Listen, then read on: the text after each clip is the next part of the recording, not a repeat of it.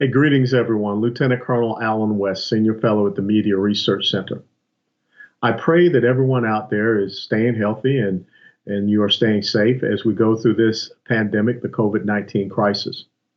But I have some thoughts that just came to me yesterday when I was out doing my Sunday morning run.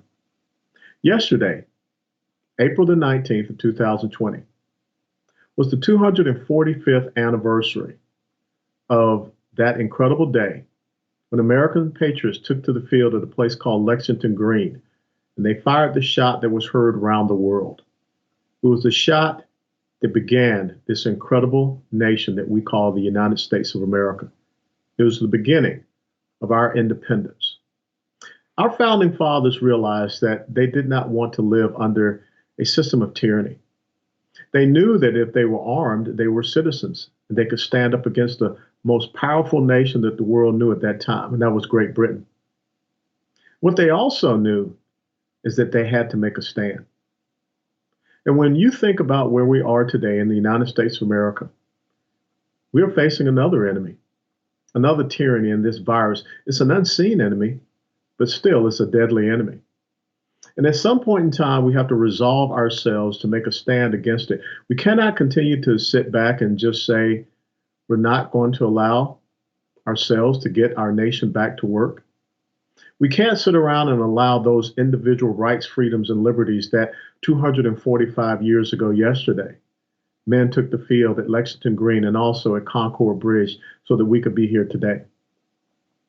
When I listen to certain governors and certain elected officials, like the governor of New Jersey, Phil Murphy, talk about how his decision-making with some of these mandates, edicts, and orders that he has been issuing for the citizens of New Jersey had nothing to do with considering the Bill of Rights. 15 congregants at a synagogue in New Jersey were arrested and charged for being in a synagogue together. Now, the Bill of Rights, as you well know, protects Americans' right, enshrines their right to practice their religion as they see fit and to congregate together, to assemble peacefully. By what authority did you nullify the Bill of Rights in issuing this order? How do you have the power to do that? That's above my pay grade, Tucker. So I wasn't thinking of the Bill of Rights when we did this. When I look at Michigan's governor, Gretchen Whitmer, and some of the decisions that she has made and what she is declaring essential as opposed to non-essential. It is no surprise the governor is extending the stay-at-home order. Now is not the time to pull back at all. It is the time to intensify. But some of the new restrictions on things like gardening supplies are being criticized as lacking in common sense. That's not the United States of America. When we look at how a governor such as Kristi Noem of South Dakota is being castigated, demonized, denigrated, and disparaged by some in the media, because she did consider individual constitutional rights and not wanting to take a carpet bombing or a collectivist approach to solving this pandemic. You've got the Sioux Falls mayor issuing these shelter ordinances. The mayor of Sioux Falls is going ahead with a citywide shelter-in-place ordinance, according to the local news. Now that Governor Kristi Noem has rejected his request to issue a countywide order. The governor of that state is resisting the science and the logic of issuing stay-at-home orders, while mayors are fighting to do them. What in the world? Yesterday, I looked at some of the numbers, and sadly, we've lost over 39,158 Americans. Here in the state of Texas, we have lost 453 Texans. And it is amazing to me how when you kind of look through certain media outlets, some people are taking one stand and other people are taking another stand. Some people are taking the stand that we can't do anything. We can't open up America. We can't get our businesses back going. We can't even start a gradual process of getting things back to normal. I think that we have to. I think that if we don't understand the long-term ramifications that this will have for the United States of America, by way of our individual rights, freedoms, and liberties, by way of understanding that we cannot surrender to this pandemic and cause even greater crisis to be thrown upon the American people, that's not who we are as a people. That's not what got us started 245 years ago. And I do get concerned about some people seeking out political opportunism. I've shared with you many times of the April the 2nd quote from Representative James Clyburn, where he said, "This pandemic gives Democrats a tremendous opportunity to restructure things to fit our vision."